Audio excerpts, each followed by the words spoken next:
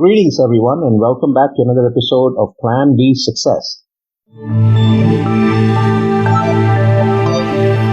We've got somebody stellar today, Chris Widener, the coach, the businessman, the author, who's been around for a couple of decades, and he's kind of rubbed elbows with the who's who of the coaching world.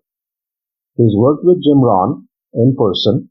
He's worked with Zig Ziglar, and he's also known Tony Robbins for a while, and John Maxwell too. And besides all this, he's written over 20 books, and he's given his coaching speaking sessions across the world, and he's done a whole lot over the years, and we'll also find out more from him as what's in store for the future. Welcome, Chris. Thanks for having me, Rajiv. I appreciate it. Absolutely. So in your own words, why don't you tell us about your journey so far? Yeah, so, you said I've been around for a couple decades. I've been around for 5 decades, 53 years old. But I've been in the speaking business since 1988. I had a crazy upbringing. My dad, in 1969, I was 3 years old. My dad made $90,000 in 1969. He was the fifth partner at a firm called NBB&J, which is now one of the top 15 architecture firms in the world with offices all over the world. At the time, he was their chief financial officer, and he did all of the money management for an architecture firm with 150 architects. He did all of that money management and all the books with an abacus and a slide rule. So kind of funny if you think about that, right? Like even before computers and calculators. So, but in 1970, when he was 41 years old, he died. He got sick and he died in like 6 months, got cancer, and he didn't have much life insurance. So he was making $90,000 a year. He had $30,000 worth of life insurance. So that began the downward spiral for my mother and me. And, we had to sell the big mansion in the country club that we were living in. That in 2013, that house sold for $1.8 million. And, my mom had to sell it because she couldn't afford the $400 a month for the mortgage payment. So that began a downward spiral. I began to get involved in drugs. I went to 11 different schools. I got shipped off to live with relatives twice, once in the 3rd grade, once in the 9th grade. I moved 28 times growing up. Just really kind of a bad situation. Then summer before my senior year, I figured out I'm graduating. I better figure life out. And I had a couple people come into my life that made a big difference. And I got my life turned around. Zig Ziglar always said, Zig always used to say, I was in the half of the class that made the top half possible. Well, I was in the 10th of the class that made the 90% possible. I graduated 149th out of 172 people. There were, whatever that is, 23 people who had worse grades than me. But I got into college, barely, and got a degree in youth and family work, and I became a youth minister. And out in northern New Jersey, I began to work at a church in northern New Jersey as a youth minister, and I coached the basketball team at the local high school, freshman team, and I began to speak to high school summer camps, junior highs, colleges, youth groups, whatever, about how to overcome a troubled youth. And eventually that evolved into some speaking engagements for adults, and then now it's primarily adults that I speak to and have for 20-something years. But I've been very fortunate. I had a couple of great turns of event. In the early 2000s, John Maxwell asked me to ghostwrite for him. And then that led to a writing deal with Jim Rohn. I wrote the Jim Rohn 1-year program with Jim, and then wrote the book 12 Pillars with Jim. And then I had a TV show in Dallas, and that company asked Zig to do a TV show, but he was getting a little older, didn't want to do it by himself, so they asked me to co-host. And so just some great opportunities that I've had, and it's been a fun ride. Awesome. So, looking back at the last 50 years, and, you've kind of known who's who, the father of motivation, as I like to call Zig Ziglar as well. What's your take on kind of getting started in the era where there were no computers to now that it's all about social media and computers, and as a result, the barrier to entry, like I like to call it, has lowered, the barrier to entry. There is no barrier to entry anymore. I mean, literally, think about it. You and I, you're in Virginia, I'm in Scottsdale, Arizona. We're talking, and you're going to broadcast this to millions of people around the world. I mean, everybody on earth could watch this. Let's hope they do. But everybody on earth could watch this, and how? You have a laptop and a microphone. I have a laptop and a microphone. That's all you need. Right. And that's both positive because it gives people a voice, and it's negative because it gives some people a voice. Some people who, and this is where you get into all the smoke and mirrors. People, they snap pictures of themselves in front of a jet, and they rent a Ferrari for the day, and they park it down at the airport next to a jet, and they snap pictures, and supposedly they're a 26-year-old with a Ferrari and a jet. Exactly. Yeah. And what's really unfortunate is that there's a lot of people that believe those people. And one of the biggest guys in our industry right now, he started completely on a lie. I mean, the whole thing was a setup and a lie. And, it was all jets and mansions and cars, and he was renting them to make himself look good. Well, so many people followed him that he actually then ended up making a fortune. So I guess he's the epitome of the fake it till you make it. But no, I've always said, Rajiv, if I was going to write a book about this industry, I'd call it Smoke and Mirrors, because there's a lot of smoke and mirrors in this industry. That's true. And that's, like you said, right? There's the positive sides to it, and the unfortunate side is the negative aspect of it. But that's the same in any industry. There's good lawyers, bad lawyers, good teachers, bad teachers, right. Good butchers, bad butchers. Every industry has good people and bad people. So let's go back to your background, 50 plus years ago. You told me, you were talking to the youth, and then it opened up other avenues for talking to adults and such. So how did you end up, when did you really figure out that, hey, this is the career that I want to have going forward? Well, it's interesting. When I was in high school, I read a book called Put Your Money Where Your Mouth Is, How to Make a Fortune as a Public Speaker. And it was, I don't remember the guy's name, and none of the tactics in it work anymore, because it was all about how to market yourself and all those kinds of things. And now it's done completely differently. That was in high school. When I was in high school, do you remember, when you would go to high school in your first class, there was always one of the kids would come on the microphone and do the announcements for the day? That was me. My junior and senior year. Welcome to school. Lunch today is fish sticks and tater tots. The junior varsity team needs to be at the bus by 4 p.m. for their trip to go play football. That was me. Let's stand and say the Pledge of Allegiance. That was me. In college, I was the guy in-house in the stadium who did the in-house announcements for the basketball team. So I announced the starting lineups, and every time somebody scored a basket or shot a free throw.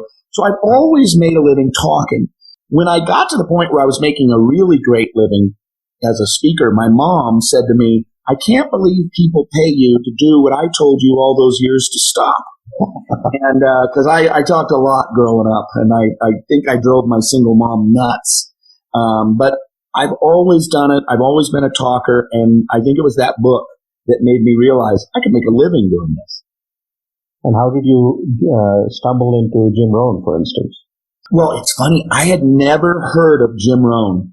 And I mean, I had always been an ambitious person, a goal setter, but I wasn't really into all the self-help publications and all that kind of stuff. And I got into it. I started reading some books, and then I saw a newsletter, and it was from Jim Rohn. And I wrote to the guy who did it. His name was Kyle Wilson. And Kyle Wilson was the president of Jim Rohn International. And he had the Jim Rohn e-zine, and he had the Messages from the Masters e-zine, which was a bunch of different people. And so I said, hey, love your stuff. And he said, well, I've watched your writing and you're really great. Would you like to write for Messages from the Masters? So Kyle asked me to write some articles for Messages from the Masters. And then that's how I ended up meeting Jim Rohn. In the meantime, I put on a conference and I paid John Maxwell his hefty fee. At the time, it was $50,000. I think it's $100,000 now, but I paid him his money. He came and gave a speech. We struck up a working relationship, and then I went and ghost wrote for him. That gave me a little more credibility even then with Jim, and then Jim asked me to come and work with him the last 7 years of his life. Okay. Yeah. And when did you write your first book? My first book, I don't know the exact date, but it was about 1996, and that book is no longer in publication. It was called Made for Success, and it was a collection of articles, and it was horrible looking. I used one of those print-on-demands where you upload your Word doc and then they ship you a box of books, not too long after that. I was actually thinking, I have a book here, a little book. I can't see it. It's a collection of quotes that I made. That was the second book that I ever did. It was a collection of quotes. I've been looking around here for it. I can't see it. I had it the other day, but it's almost like one of those, it's square like this and you flip it. It's got a spiral thing and each one has a quote of the day and a thought for the day on it. That was my second book, also self-published. So, that was mid-90s. Well, that's pretty awesome. You know what? I actually published my own book, my own quotes. Oh, yeah. My inspiration quotes that shaped my self-improvement journey, and I did this in July, collection of about 700 odd quotes. Yeah, quotes are great. They get you thinking. They, give you things to hang your hat on, and they're really good. So when you look back at your experience, your 50 years of being in this profession, what are the highlights that come to you? What really tells you that, hey, this was meaningful. I did what I had. Yeah. Well, I've been speaking since '88. I've been alive for 50 years. Not that old. But the highlights for me, just off the top of my head, there's been some amazing places I've visited. I've spoken in Russia, Barcelona, Cairo, Egypt twice, Shanghai, Singapore, Australia, all over the U.S. The travel's a lot of fun and a lot of great people. In fact, I gave a speech once online, just like this, to 7,000 Iranians. This was about a year ago in Tehran. And at the end of my speech, I said, I'd like to say something personally to you. I said, I know that our governments fight and, all this kind of stuff, but I found that people are people.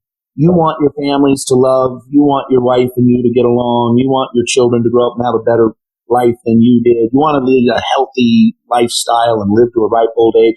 And we Americans are the same way. People to people, we love you. Our governments have their problems. And I got a 2-minute standing ovation for that. And I wasn't even in the room. And the promoter showed the camera and I could see these people. And they loved that message, right? That we're all people. And so things like that were really meaningful. I've done some fun events. I've spoken in front of 25,000 people in Los Angeles, and I've shared the stage with presidential candidates and athletes, and the people I've been able to meet have been great. I happen to be able to be at the National Speakers Association the year that Jim Rohn was awarded the Master of Influence Award. And Mark Sanborn, who gave it to him, asked the audience of 2,000 people, how many of you would say that Jim Rohn significantly impacted your life and work? And about 2/3 of the audience raised their hand. So seeing him being honored that way, of course, having a television show with Zig Ziglar. I remember the first time I walked into the studio, and I had never met Zig, really. Mm-hmm. And I remember walking in there, I felt like a priest who'd been called to the Vatican to serve communion with the Pope. Zig is just an incredible guy, probably the greatest man I ever met. Just a lovely, talented, smart, humble, a man of faith, just a terrific guy. Awesome. So when you compare the way marketing is done today in the way of social media versus 30 years ago, what are the differences that you see? How did you guys get your word out? That was a time when publishing a book was a big deal. Finding your clientele was a big deal, and you had to either use television or the print media and things like those. So what do you make of it then versus now? Everything is far more visual. It's almost all video. We used to send out these things called one pages, and it was your promo kit, and it had, a picture of you, usually a headshot, and then one of you speaking so they could see what you look like when you're speaking. And then it'd have 2 or 3 topics. It'd have a couple quotes from people who've hired you, maybe a picture of your book, and then contact information. And that was it. It was very static, right? This is all you had, was what you could hold in your hand. Now, we can create video advertisements and video promotions and, all those kinds of things. And you can do it cheap. I used to have to build a website and all that. It would take me a month and $10,000 and, now you start a Facebook page, throw up some videos, throw up some pictures or an Instagram account, and you're in business. So it's easier. It's cheaper.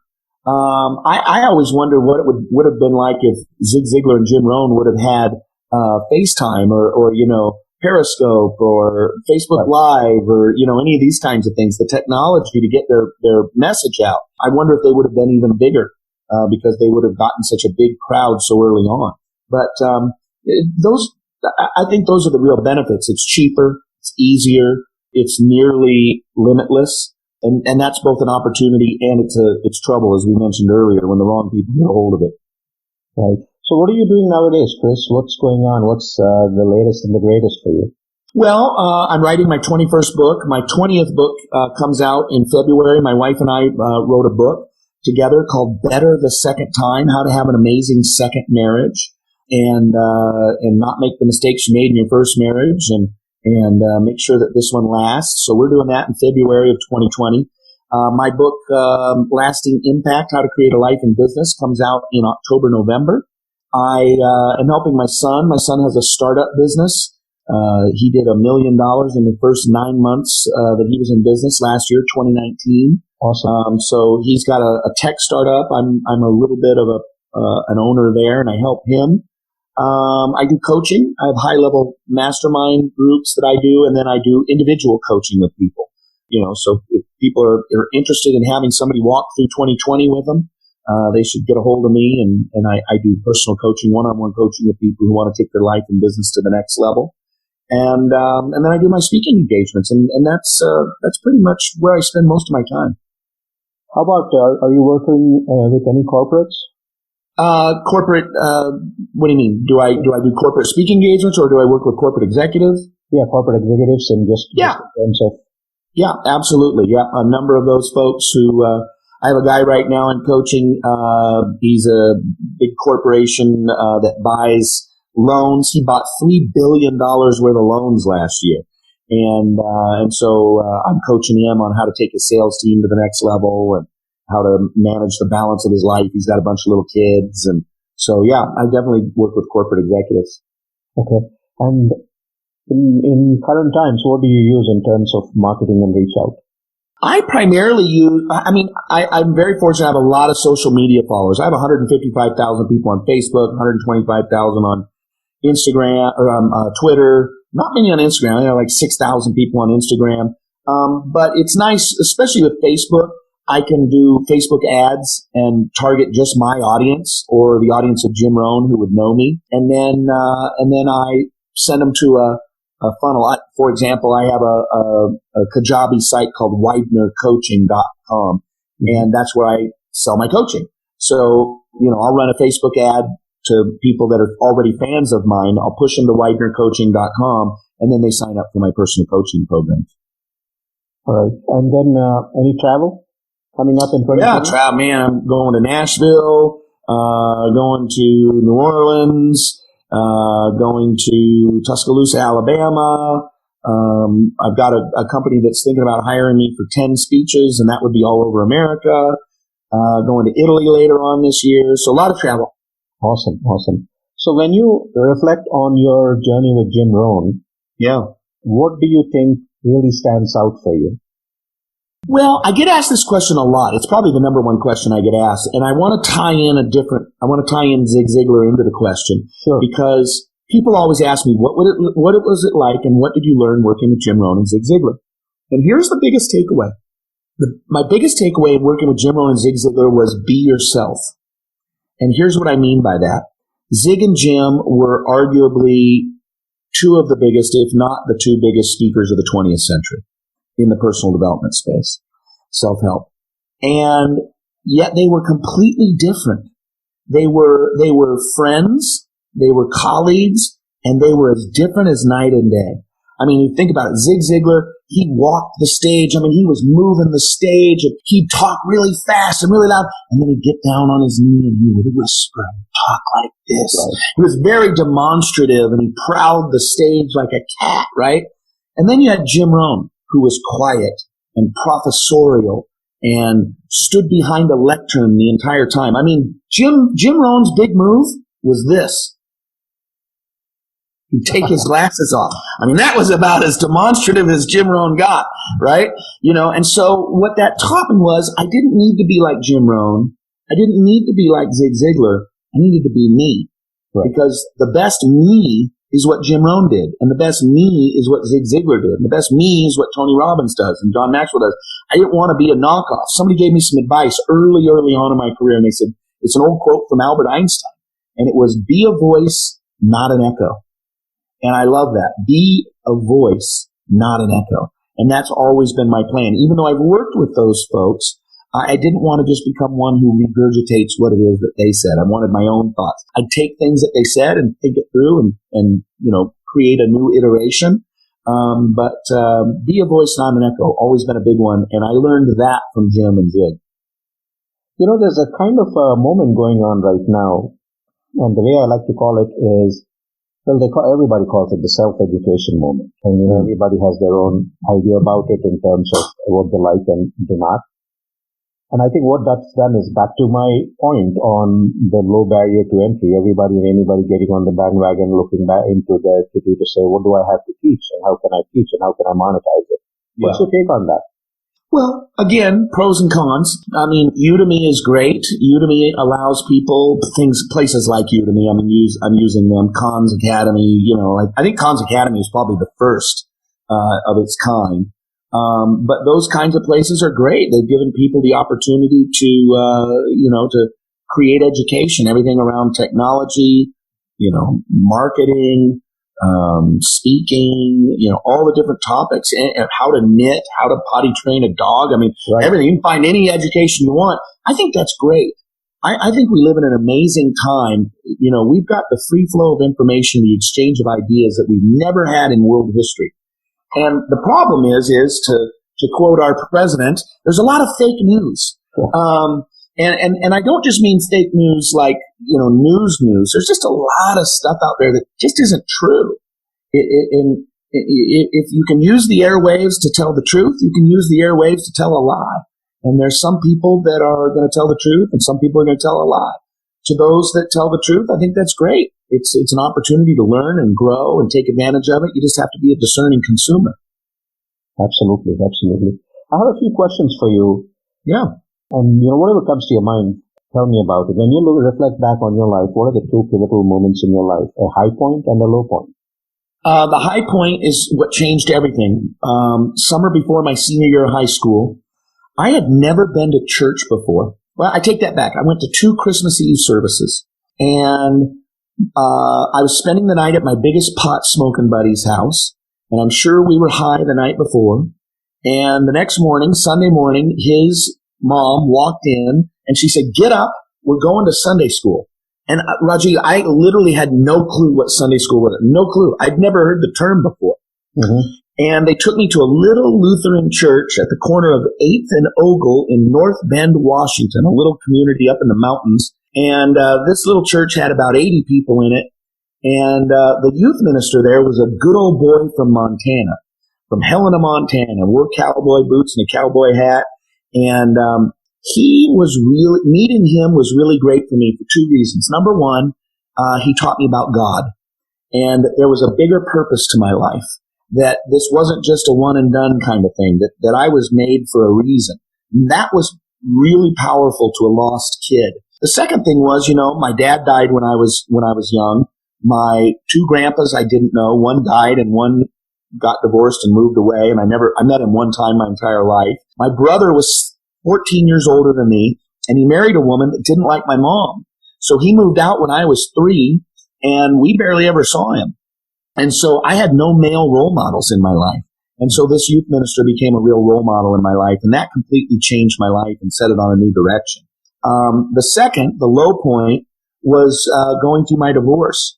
I was married 27 years and ended up getting divorced after 27 years and almost divorced at 10 years and at 15 years. And it was just never really a good thing. And that was devastating. Even if you want to get divorced, nobody likes divorce. My Christian friends would say to me, "God hates divorce." And I'd say, who doesn't hate divorce? Like, everybody hates divorce. And tell me something I don't know. Nobody says, "I'm going to get married and we're going to get divorced 3 years from now." It's painful. It's, it's tearing away. It's the unknown. Oftentimes, there's shame and embarrassment and the feelings of failure. And so I put myself into counseling for a couple of years and really worked hard.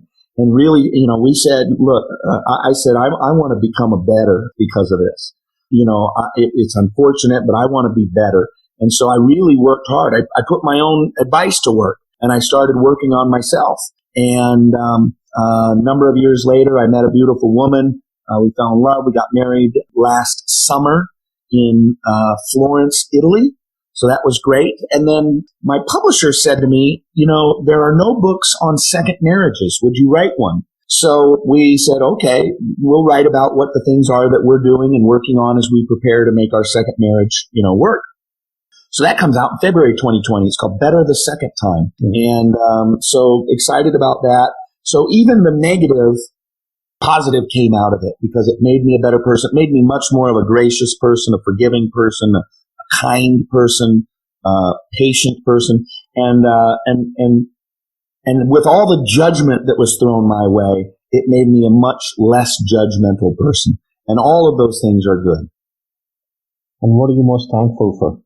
I don't even know if I could say what I'm most thankful for. I'm thankful that I'm loved. I think everybody wants to know that they're loved and that their life matters. I think that's probably the number one. I'm thankful that I'm loved, that I have people that love me, and that I love. I have a great family. I've got great children. I've got really good friends. I have 3 or 4 friends that have been my friends for 20, 25 years. And I can call them anytime about anything. And so I'm grateful for my gifts and my talents. I could go on all day. We do an hour just on things I'm grateful for. So absolutely. And what do you fear the most at this point in your life? I don't know that I fear anything, but I suppose I get the point. The point probably for me would be not getting done what I want to get done before I'm done. Right. I want to make sure that I want to make sure that my life matters. I mean, it's really what my book is about that's coming out in October 2020, Lasting Impact. And I start the whole book out by saying everybody wants their life to matter. That's the compelling thing. We want to know that we matter.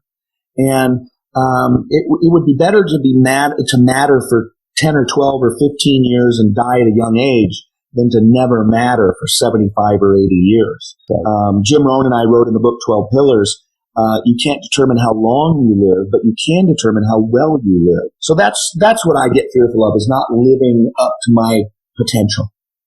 What are you most happy about? I'm just happy where I'm at. It's funny. Are you familiar with Larry Winget? Do you know Larry Winget? Not really. Larry, he's a funny guy. I also have some of his. I wonder if I have some of his books around here somewhere. Oh yeah, here they are. Some of Larry's books are called You're Broke Because You Want to Be. It's called Work for a Reason. He'd be a good guy to have on your podcast, by the way. What's Wrong with Damn Near Everything? Mm-hmm. And my favorite one, Shut Up, Stop Whining, and Get a Life. So Larry and I do a podcast together called The Real Man Podcast. They can find it at realmanpodcast.com. And we've done 150 episodes. And we go over to Larry's house. I go over to Larry's house. We smoke cigars, drink bourbon, and we talk about men stuff. And it's a lot of fun. But Larry said something to me about 3 or 4 months ago. He said it the first time. He said, Chris, Rosemary's his wife. She's always there when I go to their house. Rosemary and I have decided you are the happiest person we've ever met. Mm-hmm. And Larry's been one of the top speakers in America for 30 years. And he's met a lot of people. And I felt so good about that. I really am happy. But then he said it to me again about a month ago on one of our podcasts. And I said, I don't know that I've always been happy. I think because Larry and I have only known each other for 2 years. Mm-hmm. And it was right after we met, we said we should do a podcast. So we've been doing a podcast almost the entirety of our relationship. And I said, but you've only known me in this stage of my life. And I've gone through a lot of hardship and a lot of clarification and a lot of work. And I've just found peace in my life. And so and when I started telling people that Larry said that, everybody says, oh yeah, I totally see that. You're the kind of guy Zig Ziglar used to say, you can brighten a room when you walk in, or you can brighten a room when you walk out. I'm the guy that brightens the room when he walks in. And I like that. I am. I'm happy. I'm happy about almost everything. And what do you look forward to? I look forward to making an impact. It's interesting at my stage of life. I'm 53 now, and I'm starting to mentor a lot of people. I mentor a lot of younger speakers. I have one woman who I'm mentoring right now in the speaking business, and she said, why would you take me on? I mean, you're this world famous speaker. You've spoken all over the world, and I'm just starting out, blah, blah, blah. And I said, because I believe in you. And she speaks on women's empowerment. And I said to her, I said, look at me. Anybody going to hire me to come speak about women's empowerment? No. But if I can help you get so good that you get to go talk about women's empowerment all the time, I feel like I'm helping women become empowered. So, there was a book written a long time ago by Bob Buford, and it was called Halftime, Moving from Success to Significance. And I think that's really where I'm at in my life. I read that book when I was 30, and now I'm applying it because I'm 53. But I really have moving beyond my success that I've had. Because, there really is nothing left for me to do in the speaking business. I've written a New York Times and Wall Street best-selling book. I've spoken to a crowd of 25,000 people. I've done stadium events all over the world. I've had my television show and one with Zig Ziglar. Worked with the legends. I don't know that there's really anything else I could do. Maybe speak at the United Nations or something like I don't know, right? So, but there's lots I can do in helping other people. So I'm finding a lot of joy in helping other people. I still do my own speeches and things like that, but I'm spending more and more time mentoring people, and I look forward to helping people make an impact. That's pretty awesome. And what would you like your legacy to be? That I made an impact, that my life mattered, that people said, when I die, I want them to say, oh, let me tell you the story of the one time he helped me, or the one time he encouraged me, or, those kinds of things. They say a man dies twice, once when he dies, and the second time, the last time anybody ever mentions his name. And, not that I think anybody's going to be using my name 1,000 years ago like they do Caesar or, Jesus or anybody like that, or even 50 years from now like they still do with John F. Kennedy and some of those people. But I do want to know that my life made a difference and that somebody else's life was a little bit better because they bumped into me. Absolutely. Chris, this has been great. You've been an inspiring role model for a lot of the younger generation. Absolutely. You are an inspiring role model for a lot of the younger speakers. Thank you. What would be the one takeaway for the listeners that you would want to leave with today? I would go back to the quote that I use, be a voice, not an echo. We have enough people that just say what everybody else says. Groupthink is at an all-time high. I look at even what's going on politically in the United States. We are so divided politically, the right and the left, the liberals and the conservatives, and I happen to hold one of those positions. And I have my beliefs. But the one thing you'll find from people that have interacted with me is that I will love you even if you believe the exact opposite of me. Because I don't want to just echo everything I hear. And you have too many people watching Fox News and MSNBC, and all they do is echo. And they just echo it. They're not doing their own thinking. They're not doing their own mind work. And so I think we need to do our own mind work. We need to come to our own conclusions. We need to listen to the other side. Here's something I do, Rajiv, sometimes just to throw a wrench in a conversation when I'm talking to somebody who disagrees with me politically. I'll say, let's do something interesting. And they'll say, what? And I'll say, how about if we switch positions? Mm-hmm. I'll take your position, you take my position, and let's argue then. And you know what I find with a lot of people? They can't argue my position. Right. I can argue their position because I've thought about it and I've listened and I've considered it. And it's funny, I'll tell you, this was 25 years ago probably. I had a friend in Seattle, and we used to get together for Christmas, and we'd give each other a book. And one year, one of us gave the other Rush Limbaugh's book called, what was that book called? See, I Told You So. Mm-hmm. And the other one of us gave the other one Al Gore's book, Earth in the Balance. And so we traded books. I mean, again, you couldn't be more diametrically opposed, right. But we took a month and we each read the book that disagreed with what our position was. And that was good for us. We need to mellow out, Just because somebody doesn't agree with you politically doesn't mean they hate America, But that's where we find ourselves, and that's sad to me. So I try to have great civil public discourse. That's pretty awesome. Well, Chris, this has been a pleasure. Thank you so much for joining us today. There's a lot to learn from your journey. There's a lot to learn from you. And I wish you the very best as you move forward with everything that you want to do as you go forward. Thank you. Appreciate it. Hey, I hope you liked that episode. Do check out my website, rajivmudumba.com. And by the way, do check out Top Podcast Mastery Program. That's out there on the website. And if you're interested in podcasting, if you're interested in creating a brand image for who you are and what you have to offer, definitely check that course out. I'm sure it's going to provide you immense value, and it'll cut short your journey of researching podcasts by the weeks into a couple of hours to get started and moving on it. Thank you very much.